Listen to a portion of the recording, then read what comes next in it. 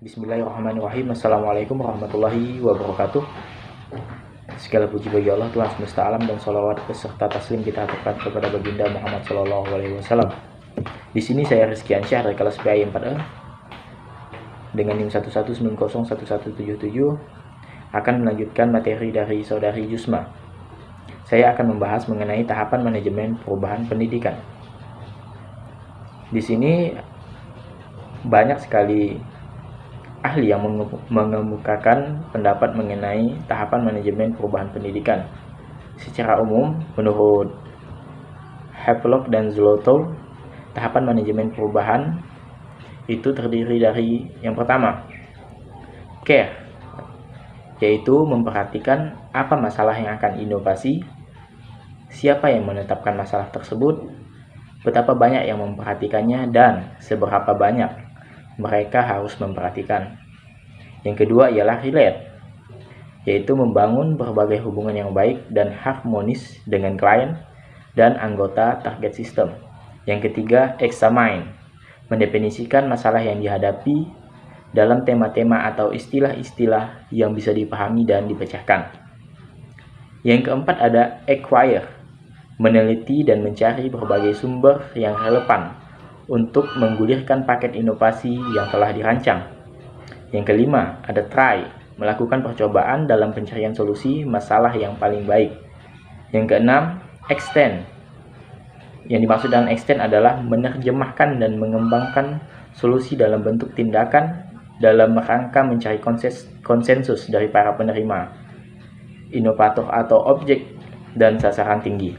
Yang terakhir ialah renew, membangun kapasitas untuk terus mengembangkan komitmen terhadap inovasi agar proses inovasi bisa diselenggarakan secara terus-menerus dalam upaya mencapai tujuan. Itulah tadi 7 tahap yang dikemukakan oleh Havelock dan Zlotov mengenai manajemen perubahan. Sedangkan secara lebih spesifik mengenai manajemen perubahan pendidikan, menurut Udin pada tahun 2005 terdiri dari 2, yaitu tahap permulaan dan tahap implementasi. Tahap permulaan terdiri dari 3. Yang pertama ialah pengetahuan dan kesadaran.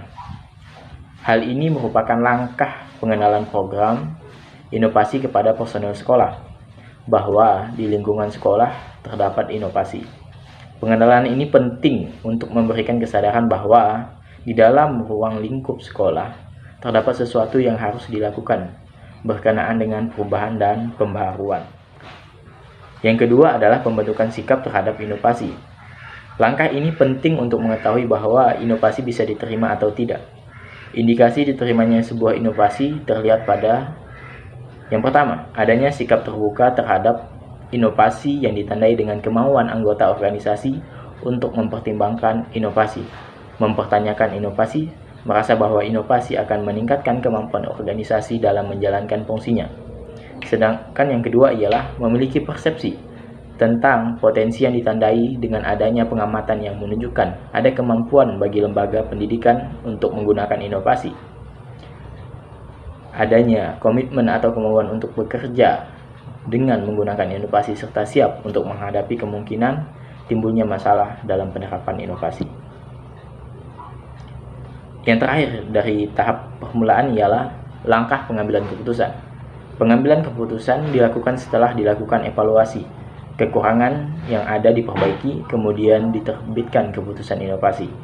Keputusan ini ditindaklanjuti dengan implementasi, yaitu tahap kedua. Adapun tahap implementasi atau implementation stage terdiri atas 2, yaitu yang pertama, organisasi mencoba menerapkan sebagian inovasi.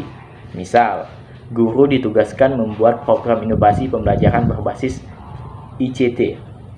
Inovasi diterapkan pada salah satu mata pelajaran dulu, kemudian pada seluruh bagian mata pelajaran. Yang kedua ialah langkah kelanjutan pembinaan penerapan inovasi, yakni merupakan langkah selanjutnya dari inovasi. Setelah semua anggota lembaga pendidikan mencapai komitmen untuk menerima inovasi tersebut.